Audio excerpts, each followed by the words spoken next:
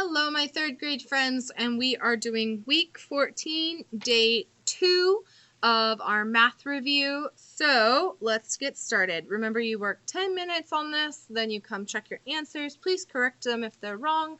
I need to show your work, and then you're going to take a clear picture of your work at the end.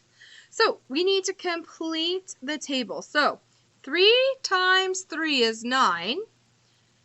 3 times 4, so this is basically being like a big times table. 3 times 4 is 12. 3 times 5 is 15. 3 times 6 is 18, but if you notice, right, 9, 12, 15, 18, that's just skip counting by 3s, because remember, skip counting is kind of related to multiplication. So that's the answer for that table. 504 plus 298. Well, we have been practicing our standard algorithm, so I'm going to just do this in standard algorithm. So I'm going to line up my numbers so that the ones are in a column, the tens are in a column, and the hundreds are in a column. So 4 plus 8 is 12, so I put the 2 down here, and I carry the 1 up above here, so that's 1, 2, so that's my 12. 1 plus 0 plus 9 is 10. So I put the 0 down below, and I carry the extra 10, so there's my 10, right? 1 plus 5 plus 2, so 100 plus 500 plus 200 is 800. So the answer is 802. However you solve that, whether it's with a picture or a break apart method or standard algorithm, I need to see your work.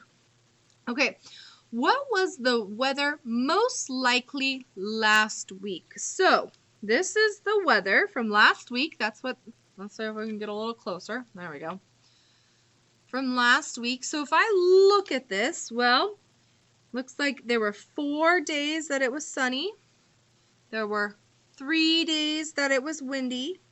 And it was 3 days that it was rainy. So the thing that happened the most, because I can see how many there are, was sunny. So it's not asking how many days, it's asking what was the weather most likely last week, and the answer is sunny. And I knew this because it had the most number in this graph, okay? So when you are reading graphs, not only is it important to understand what's happening in the graph, but it's really important to understand what's happening in the question. Okay, which addition sentence is the same as 6 times 3? Well, 6 times 3, 6 groups of 3. So this is 2 groups of 6, so it's not that one. This is 6 times 3, so 1, 2, 3. So this is 6 groups of 3. Okay, so this is 3 groups of 6. So yes, this would be if it was 3 times 6, so 3 groups of 6. This is 3 groups of 3, so it's not that one, but this one is 1, 2, 3, 4, 5, 6. So 6 groups of 3. So the answer is B. Okay, hopefully you understand how that multiplication sentence is the same thing as this, because it's 6 groups of 3. Okay, the word of the day is going to be MLK, and that stands for Martin Luther King Jr., which on Monday we will be celebrating his birthday because of all the positive things he did for people in America.